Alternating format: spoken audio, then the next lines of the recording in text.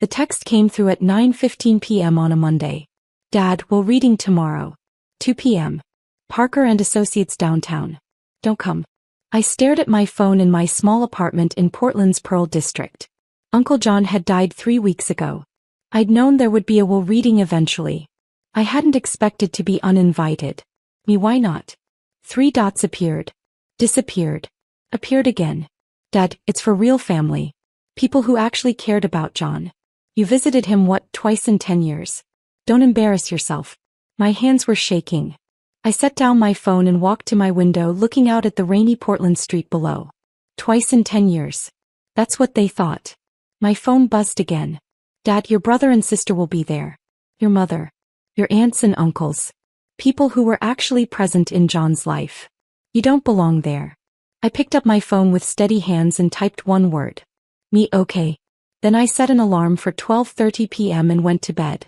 I'd been lying to my family for 8 years. Not about anything dramatic. Not about a secret life or hidden identity. Just about where I spent my Sunday afternoons. Working, I'd tell them when they called. Double shift. Catching up on charts. Hospital meeting. My family never questioned it. Why would they? I was a physician assistant in the ER at Providence, Portland. Healthcare workers always worked weird hours. Always had meetings. Always had charts to catch up on. But the truth was different. Every Sunday for 8 years from 1 p.m. to 5 p.m., I drove to Uncle John's house in Selwood. We'd have lunch together. Watch whatever game was on. Work in his garden. Talk about everything and nothing. Uncle John was my father's older brother. 68 when he died. Never married. No kids. Retired electrician who'd spent 40 years working for the city. He lived in the same house he'd bought in 1985. A small craftsman bungalow with a front porch and a garden that took up most of his yard. Tomatoes, peppers, herbs, flowers. He spent hours out there every week. When I was 26 and had just finished PA school, drowning in debt and working exhausting shifts, I'd stopped by his house one Sunday to drop off something my mother had sent. A birthday card maybe. Something obligatory. Uncle John had invited me in. Made me lunch. Grilled cheese and tomato soup, simple and perfect. We'd ended up talking for 4 hours. You should come back next week, he'd said. If you want. I make a mean pot roast. I came back. And kept coming back. Every Sunday. For 8 years. We'd cook together. He taught me his recipes. Pot roast, chili verde, albondigas soup. Everything his mother had taught him. We'd work in the garden. He taught me about tomatoes, about soil pH, about when to plant and when to harvest. We'd watch whatever was on TV.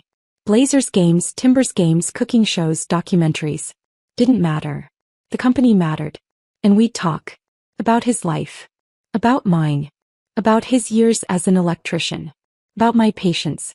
About books and politics and family and regrets and dreams. He became my best friend. Why don't you tell your family you come here? He'd asked once, maybe 2 years in. Because they'll make it weird, I'd said. They'll ask why I'm spending so much time with you. They'll think I want something. Or they'll feel guilty and start visiting out of obligation, and then you'll have to pretend to enjoy visits from people who don't actually want to be here. Uncle John had nodded. You're probably right. Your father calls me every few months. Asks how I'm doing. Tells me I should sell the house and move into a retirement community. He means well, but it's not the same as being here. No, it's not. So we kept it our secret. My family thought I was working on Sundays. Uncle John's neighbors knew me, knew I came every week, but they'd never met my family, so there was no one to accidentally mention it. For 8 years I showed up. Rain or shine. Through the Portland winters and the hot summers. Through my own relationship dramas and career stresses. Through Uncle John's health scares and his good days and bad days. I missed exactly 4 Sundays in 8 years. 2 for a vacation to Hawaii. 1 when I had the flu so bad I couldn't drive. 1 when Uncle John himself was in the hospital and told me not to come because visiting hours didn't align with our usual time. My family visited him maybe 6 times in those 8 years. Obligatory holiday visits. Christmas dinner a few times. Thanksgiving once. Always as a group, always briefly, always with the air of checking off a box. 3 weeks ago, Uncle John had a massive stroke. I was at work when I got the call from the hospital. They'd listed me as his emergency contact 2 years earlier, though my family didn't know that.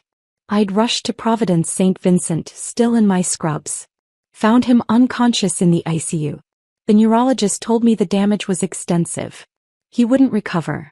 I'd called my father from the ICU waiting room. Uncle John had a stroke, I'd said. It's bad. How bad? Life support bad. The doctors say he won't wake up. Silence. Then, Jesus. We'll come down tomorrow. He's at St. Vincent's. ICU 3rd floor. Got it. Thanks for calling, Sophia. They'd come the next day. Dad, Mom, my older brother Marcus, my younger sister Elena. They'd stood around his bed for 15 minutes, looking uncomfortable. Mom cried quietly. Elena took a photo of the monitors, which felt weird, but I didn't comment. The doctors say there's no hope? Dad had asked. No. The brain damage is too extensive. So we need to make decisions. About life support. Yes. Who's the medical power of attorney? I'd pulled out the document Uncle John had signed 2 years ago. I am. Dad's eyebrows had shot up. You? Why you? He asked me to be. A couple years ago.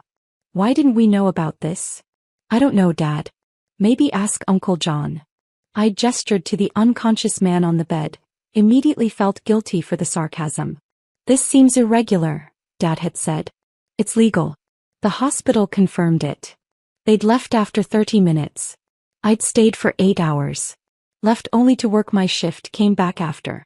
Did that for 3 days until Uncle John passed quietly, with me holding his hand. The funeral was small. Family only. Uncle John had specified that in his will. No big production, just immediate family at the graveside. We'd stood in the rain at Riverview Cemetery. The priest said generic words about eternal rest. My family cried appropriately. I stood silently, too hollowed out to cry in front of them. Afterward, at my parents' house in Lake Oswego, the family had gathered. Sandwiches and coffee and quiet conversation. Did John have much? Uncle Robert had asked. Robert was Dad's younger brother, a real estate agent in Beaverton. What? Dad replied. Money. Assets. That house in Selwood has to be worth $600K at least. Plus his pension savings. I don't know, Dad said. His lawyer called. Said there's a will reading next week. Who's the executor? His attorney. Some guy named William Parker. My Aunt Linda had chimed in. John lived simply. He probably left it all to you, David. You're the closest family. Maybe, Dad had said. We'll see. No one asked me anything. No one mentioned that I'd been listed as medical power of attorney. No one seemed curious about why. I'd left early, claiming a shift at the hospital. That was 2 weeks ago. Now at 12:30 p.m. on Tuesday my alarm went off. I got dressed in my one good suit, charcoal gray, worn for job interviews and the rare court appearance for patient cases. I drove downtown to the address Dad had texted. Parker and Associates occupied the 10th floor of a building near Pioneer Courthouse Square. Marble lobby, mahogany doors, the kind of place that screamed expensive legal services. I checked in with the receptionist at 1:50 p.m. Sophia Martinez for the John Martinez estate reading. She checked her computer. Yes, Ms. Martinez. Conference room B. Down the hall, last door on the left. You're a few minutes early. That's fine. I walked down the hallway, my heart pounding. Maybe Dad was right. Maybe I didn't belong here. Uncle John had left everything to his brothers as was proper. I was just a niece. The medical power of attorney thing was probably just convenience because I was in healthcare and could understand the medical terminology. I reached conference room B. Took a deep breath. Opened the door. Dad was already there, sitting at a large table with Mom. Marcus and Elena sat across from them. Uncle Robert and Aunt Linda. A few cousins I barely knew. And at the head of the table, a man in his 60s with white hair and a kind face. He looked up when I entered. Dad saw me and his face flushed red. What are you doing here? Attending the will reading, I said quietly. I told you not to come. This is for family. I am family. You know what I mean. People who were actually in John's life. You visited him twice in 10 years, Sophia. David, the lawyer said calmly. Ms. Martinez is named in the will. She's required to attend. Dad's expression shifted from anger to confusion. Named in the will? For what? A token amount. Please everyone take a seat, the lawyer said. I'm William Parker, John's estate attorney. We'll begin in just a moment. I sat in the only empty chair at the far end of the table from my family. Elena was staring at me. Marcus looked uncomfortable. Mom was whispering something to Dad. Mr. Parker arranged papers in front of him. First, let me express my condolences. John was a wonderful man. I had the privilege of knowing him for over 15 years. Dad nodded. Thank you. Before we begin, Mr. Parker continued, I need to clarify a few things. This will was executed 2 years ago in September of 2022. John was of completely sound mind as documented by his physician. The will was witnessed by 2 unrelated parties and notarized. It is legally binding and irrevocable. Of course, Dad said. John also left specific instructions that I was to read the entire will without interruption, then answer questions afterward. I ask that everyone respect that request. We all nodded. Mr. Parker opened the document. The last will and testament of John Anthony Martinez, executed September 15, 2022. He read through the legal preliminaries. Sound mind. Superseding previous wills. Executor designation. Then he reached the bequest. To my brother David Martinez, I leave the sum of $10,000. Silence. Dad's face went pale. To my brother Robert Martinez, I leave the sum of $10,000. Uncle Robert's mouth opened slightly. To my sister-in-law Patricia Martinez, wife of David, I leave the sum of $5,000. Mom gripped Dad's hand. To my niece Elena Martinez, I leave the sum of $5,000. Elena made a small sound. To my nephew Marcus Martinez, I leave the sum of $5,000. Marcus was staring at the table. The entirety of my remaining estate, Mr. Parker continued, his voice steady, including my residence at 4156 Southeast Spokane Street, all bank accounts, investment accounts, retirement accounts, personal property, and any other assets not specifically mentioned above, I leave to my niece, Sophia Elena Martinez. The room exploded. What? Dad half stood from his chair. That's impossible. Uncle Robert shouted. Elena burst into tears. Mr. Parker raised his hand. Please. Let me finish. The estate has been valued at approximately $2.8 million, he continued calmly. This includes the Selwood residence valued at $650,000, investment and retirement accounts totaling $1.9 million, savings and checking accounts of $200,000, and personal property including a 2018 Toyota Tacoma and household items valued at approximately $50,000. $2.8 million, Dad said. His voice was hollow. To Sophia. Yes. This is fraud, Uncle Robert said immediately. She manipulated him. She's in healthcare, she had access. Mr. Martinez, Mr. Parker interrupted firmly. I must warn you that accusations like that without evidence could expose you to serious legal liability. But she barely knew him.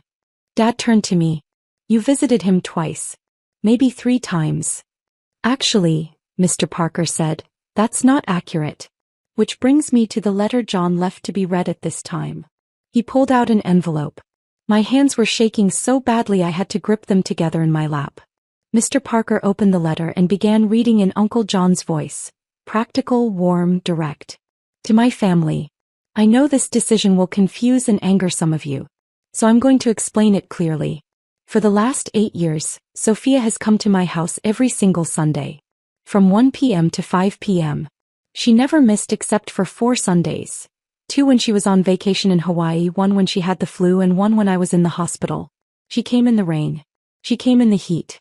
She came when she was exhausted from working 12-hour ER shifts. He came when she had her own problems. He came because she wanted to. We'd have lunch together. She learned all my recipes. We'd work in the garden. Those tomatoes you all complimented at Christmas dinner? Sophia planted and tended most of them. We'd watch games together. The Blazers, the Timbers, whatever was on. We'd talk. Really talk. About everything. My childhood in Santa Fe, which none of you ever asked about. Her patients and the challenges of emergency medicine. Politics, books, cooking, life, death, regrets, dreams. She knew me. She knew me. David, you're my brother and I love you. But you called me every 3 or 4 months. You asked how I was doing, but you didn't wait for a real answer. You told me I should sell my house and move into a retirement community, even though I told you I loved my house. You visited maybe once a year for a holiday dinner where you stayed 2 hours and left. Robert, same. Except you called less often and your visits were shorter. To all of you, I don't fault you for living your lives. You had careers, families, responsibilities. I understand. But Sophia made time. 4 hours every week. That's 208 hours per year. Over 8 years, that's 1,664 hours. Almost 70 full days of her life. She did this while working 50 to 60-hour weeks in the ER. While paying off student loans. While building her career. While having her own life to live. She did it because she loved me.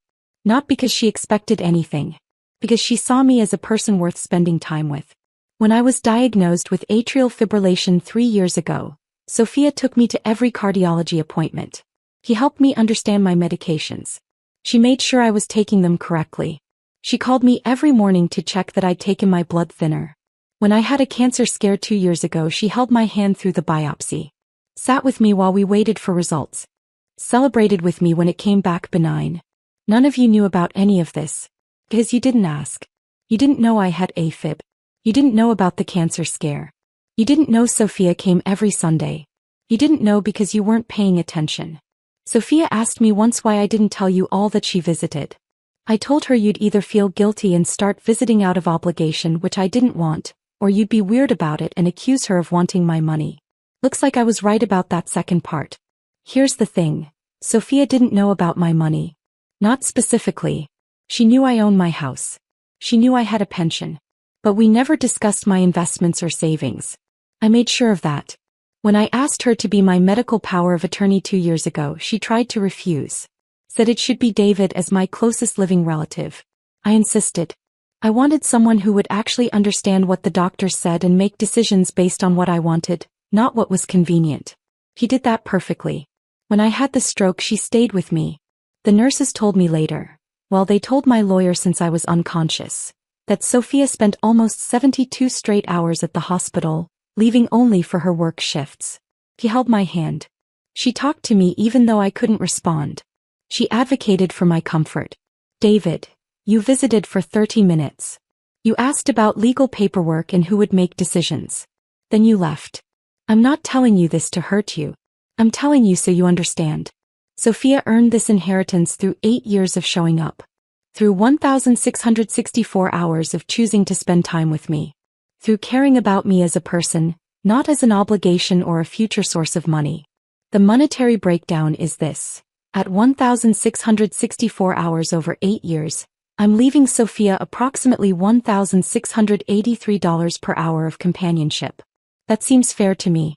David and Robert, your $10,000 each works out to about $200 per visit over 8 years. Also fair. Everyone else, your $5,000 amounts are token acknowledgments that you are family and I did love you even if you weren't present. If you're angry about this, ask yourself, when was the last time you spent 4 hours with me? When was the last time you asked about my life and actually listened to the answer? When was the last time you showed up without being asked? Sophia did that every week for 8 years. That matters. That's what I'm rewarding. I hope you'll learn from this. That presence matters. That showing up matters. That seeing people as people, not as items on a to-do list, matters. Maybe you will. Maybe you won't. Either way, Sophia has earned every penny. With love and absolutely no regrets, John Anthony Martinez. Mr. Parker set down the letter. The silence was absolute. I was crying. I couldn't help it. Uncle John had known. Of course he'd known. He'd planned all of this, documented everything, anticipated every objection. Every Sunday? Mom whispered. For 8 years. I nodded, unable to speak. You told us you were working, Dad said. His voice was strange. Hollow. I lied. Why? Because Uncle John asked me to. Because he didn't want you visiting out of guilt. Because he wanted our time together to be genuine, not obligatory. You should have told us, Elena said. He was crying too. Would it have changed anything? I asked. Would you have started visiting? Silence. We could have. Elena insisted. But you didn't, I said quietly. For 8 years you didn't. And Uncle John was okay with that. He just wanted someone who actually wanted to be there. Uncle Robert stood abruptly. This is manipulation. Clear manipulation. We're contesting this. That is your right, Mr. Parker said. However, I should inform you that John anticipated this. I have extensive documentation. Building security records from his senior community center where he volunteered. Sophia drove him there every week and signed in as his companion. Medical records showing Sophia attended every doctor's appointment. Testimony from neighbors who saw Sophia's car at John's house every Sunday for years. Phone records showing daily morning calls from Sophia to John to check on his medications. He pulled out a folder at least 2 inches thick. John documented everything. He wanted to ensure there could be no successful contest. Any attempt will be expensive and, in my professional opinion, will fail. How expensive? Dad asked quietly.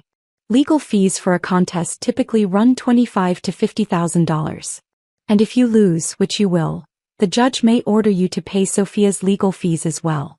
You'd be looking at potentially $75,000 to $100,000 in total costs. Uncle Robert sat back down, his face red. This is unbelievable, Marcus said. He was looking at me. You really visited him every week? Yes. And we didn't know? No. Because he asked you not to tell us? Yes. Marcus ran his hands through his hair. Jesus.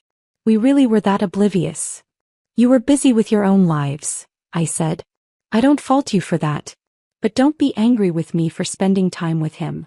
$2.8 million, Dad said. He wasn't looking at me. He was staring at the table. He had $2.8 million. Yes, Mr. Parker confirmed. And he left almost all of it to Sophia. Yes. Minus the specific bequests to you and your family, which total $45,000. Because she visited him on Sundays. Because she was present in his life, Mr. Parker corrected gently. There's a difference. Dad stood up. I need air. He walked out. Mom followed. Uncle Robert and Aunt Linda exchanged glances and left too. My cousins filed out quietly. Elena hesitated at the door. I don't know whether to be mad at you or proud of you, she said. You can be both, I replied. She left. Marcus stayed. I'm not going to contest it, he said. For what it's worth. Okay. I'm shocked. And yeah, part of me is jealous. $2.8 million it's life-changing money. I know. But you earned it. He shook his head. Every Sunday for 8 years. I can't even commit to going to the gym twice a week. You showed up for Uncle John every single week. I wanted to. That's what makes it real. He stood up. I hope Dad comes around. He's hurt right now. Feeling guilty probably. That's why he's angry. I know. Give him time. Marcus left. I was alone with Mr. Parker. How are you doing? He asked kindly. I don't know. Overwhelmed. That's understandable. For what it's worth, John was very certain about this. He spent months planning the will. He wanted to ensure you'd be taken care of. I didn't visit him for money. He knew that. That's exactly why you're getting it. I wiped my eyes. What happens now? The estate will go through probate. 4 to 6 months, typically. I'll handle that as executor. The specific bequests to your family will be distributed within 30 days. Once probate clears, you'll receive the house and all accounts. And if they contest? I'll handle that too. I'm confident we'll prevail. The evidence is overwhelming. I nodded. Okay. John also left something else for you. Mr. Parker pulled out a small envelope. He asked me to give this to you privately. I took it with shaking hands. My name in Uncle John's handwriting. Take your time, Mr. Parker said. I'll be in my office when you're ready. He left. I sat in the empty conference room and opened the envelope. Dear Sophia. If you're reading this, I'm gone. I'm sorry for that. I would have liked more Sundays together. By now you know about the inheritance. You probably tried to refuse it or at least felt guilty about accepting it. Don't. You gave me 8 years of Sundays. You gave me companionship, laughter, purpose. You made my retirement years some of the best of my life. I lived simply because I was saving this money for something that mattered. Turns out what mattered was you. Use it wisely. Use it joyfully. Use it to build a life that makes you happy. Pay off your student loans. Buy a house with a garden where you can use everything I taught you. Travel. Take risks. Live fully. Don't let your family's reaction make you feel guilty. You earned this through presence and love. That's the most valuable currency there is. Thank you for every Sunday. Thank you for every conversation. Thank you for seeing me as a person, not as an old man marking time. You made my life better. I hope this money makes yours better too. With all my love, Uncle John. The Tacoma is yours too. I know you've been driving that beat-up Civic for years. The truck is paid off, well-maintained, and has a great sound system for singing along to whatever bad music you kids listen to these days. Asterisk. I sat in that conference room and sobbed. The next 3 weeks were brutal. My phone blew up with messages from extended family. Cousins I hadn't spoken to in years demanding I do the right thing and split the inheritance. Aunt Linda called me a manipulator. Uncle Robert threatened legal action daily. Dad didn't speak to me at all. Mom called once. How could you keep this secret for 8 years? She asked. Uncle John asked me too. You should have told us. We could have visited too. Would you have? Really? Silence. I'm not giving back the money, Mom. I'm not asking you to. I'm trying to understand. What's to understand? I loved Uncle John. I spent time with him. He appreciated it. That's all. It feels like a betrayal, she said quietly. Of who? Of us. Your family. I didn't betray anyone. I just showed up for someone who needed me to. She hung up. True to his word, Marcus didn't contest. Elena called 2 weeks after the reading, crying. I should have visited him more. I should have cared more. He loved you anyway, I told her. He just loved differently based on how present people were. Will you share any of it? With me and Marcus. Elena. I'm not demanding. I'm asking. As your sister. I'll think about it. Okay. 4 weeks after the will reading, Uncle Robert filed a contest. Grounds. Undue influence, isolation of the deceased, taking advantage of his vulnerability as an elderly person. Mr. Parker called me. Don't worry. We expected this. Do you have evidence of your relationship with John? Photos, texts, anything. I spent the weekend gathering 8 years of documentation. Hundreds of photos of Sunday afternoons. Thousands of text messages. On my way. See you soon. Thanks for lunch, that pot roast was perfect. Blazers game tonight? Garden looks great. Evidence of a real relationship. Of consistent presence. Of love. The court hearing was scheduled for 5 months later. In the meantime, I received the $45,000 in token bequests to distribute to my family. I wrote the checks personally. Delivered them to Dad's house. He opened the door, took the checks and closed it without a word. 5 months after the will reading, we sat in Multnomah County Circuit Court. Judge Sarah Chin presided. She was in her 50s, with sharp eyes and an air of someone who had no patience for nonsense. Uncle Robert's attorney, a man named Patrick Hughes, presented their case. That I'd isolated Uncle John from his family. That I'd manipulated a vulnerable elderly man. That as a medical professional, I had unfair advantage in understanding his health conditions and could have influenced his decisions. He had no actual evidence. Just speculation and implications. Then Mr. Parker presented ours. Documentation from Uncle John's volunteer center showing I'd signed in as his companion every Wednesday evening for 5 years. I'd driven him to his volunteering at the community meal program. Phone records showing I'd called him every single morning for 3 years to remind him about his blood thinner medication. Medical records showing I'd attended every doctor's appointment for the last 4 years. Testimony from his cardiologist. Sophia was at every appointment. She took notes. She asked questions. She made sure John understood his treatment. She was the most involved family member I've ever seen, and I was surprised to learn the rest of the family considered themselves close to John. Testimony from Uncle John's neighbors. Mrs. Chin from next door. Sophia's car was there every Sunday like clockwork. She'd help John with his garden. Sometimes I'd see them on the porch just talking and laughing. The rest of the family? I saw them at Christmas sometimes. Maybe. Building records from Uncle John's medical buildings showing my signature on visitor logs for hundreds of appointments. Photos spanning 8 years. Uncle John and me in the garden. Cooking together. At Blazers games. At the Timber Stadium. At Powell's bookstore. Living life together. Text messages. Thousands of them. Daily check-ins. Plans for Sunday. Shared jokes. Real conversations.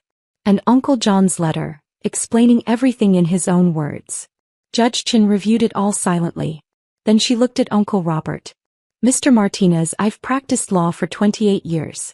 I've seen legitimate cases of elder abuse and manipulation. This is not one of them. Uncle Robert's attorney started to object, but Judge Chin held up her hand. Your brother left a clear, documented explanation of his decision. He was evaluated by multiple physicians and found completely competent. The evidence shows an 8-year pattern of consistent care and companionship from Ms. Sophia Martinez. He turned to me. Ms. Martinez, the evidence shows you provided extraordinary care to your uncle. You did so while working full-time in a demanding profession. You did so without expectation of inheritance.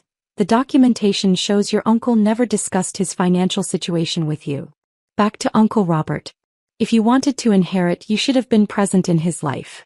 Your brother made his wishes clear. He valued presence over blood relation. That was his right. She banged her gavel. Contest denied. John Martinez's will stands as written.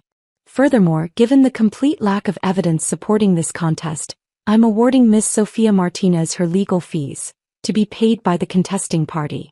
Mr. Martinez, you'll also pay court costs. Mr. Parker leaned over. That's $32,000 they owe you. Uncle Robert stood up and walked out without looking at anyone. Outside the courthouse, Dad was waiting. He'd attended the hearing but hadn't sat with Uncle Robert's side of the room. Just in the back, observing. Sophia, he said. Dad.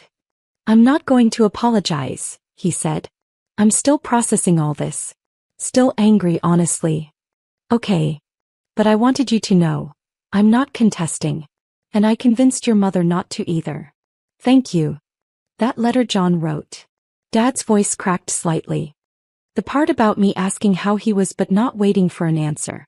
That was true. I did that. Every time. I said nothing. I thought I was being a good brother. Checking in.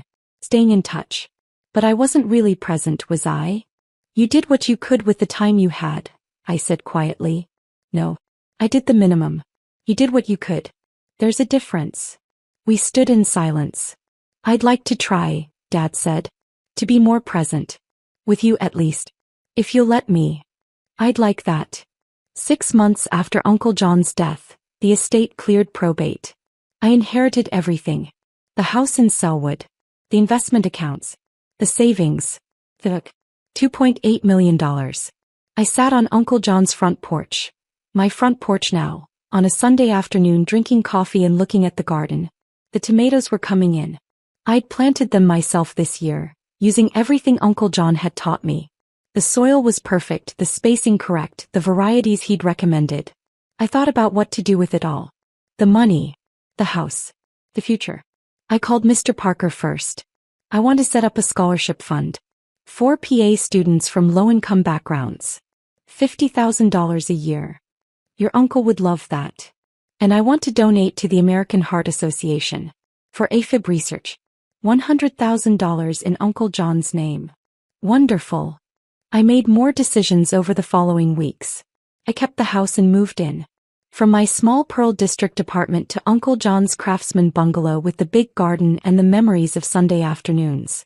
I paid off my $180,000 in student loans. Every penny. The weight that lifted when I made that final payment was indescribable. I invested most of the rest conservatively. Enough to know I'd be financially secure for life. I kept working at Providence, Portland. Same shifts. But now without the constant financial stress. No more skipping meals to save money. No more putting off car repairs or doctor's appointments. And every Sunday I kept Uncle John's tradition. I cooked his recipes. Worked in the garden. Watched whatever game was on. Sometimes Dad came over. We were rebuilding something slowly. It wasn't what I'd had with Uncle John, but it was real. We'd cook together, work in the garden, talk about things that actually mattered. Mom came sometimes too. Elena started visiting occasionally. Marcus when he could. We were learning slowly what presence looked like. The scholarship fund helped its first student that year. a 26-year-old single mom working through PA school. She sent me a thank you note with a photo of her in her white coat on her first day of clinical rotations. Uncle John would have loved that. I thought about his letter often. About using the money wisely, joyfully, to build a life that made me happy. I was trying. I'd traveled to New Mexico to see where Uncle John grew up, visited the places he'd told me about in our Sunday conversations. I'd started dating someone I met at the hospital who didn't care about my money and appreciated that I could grow heirloom tomatoes. I was building a life.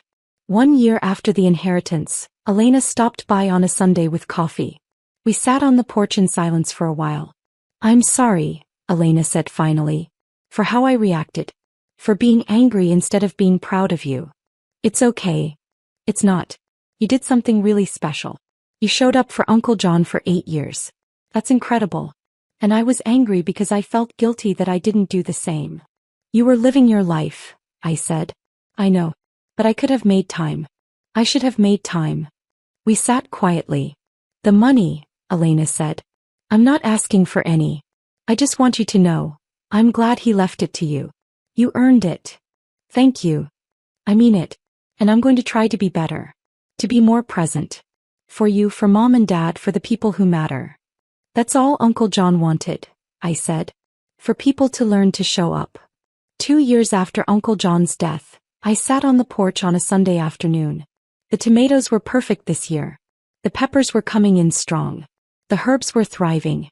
Every plant a lesson he'd taught me. Every row a Sunday afternoon spent together. I thought about what he'd written in his letter. About using the inheritance to build a life that made me happy. I was doing that. Every day. The money had changed my life. Eliminated debt. Provided security. Opened possibilities. But the real inheritance wasn't the money. It was the 8 years of Sundays. The lessons about showing up. The knowledge that presence matters more than anything. Uncle John had taught me that. And every Sunday afternoon, sitting on this porch, working in this garden, I honored that lesson. I showed up. I was present. I lived fully. That was the real inheritance. The $2.8 million was just proof.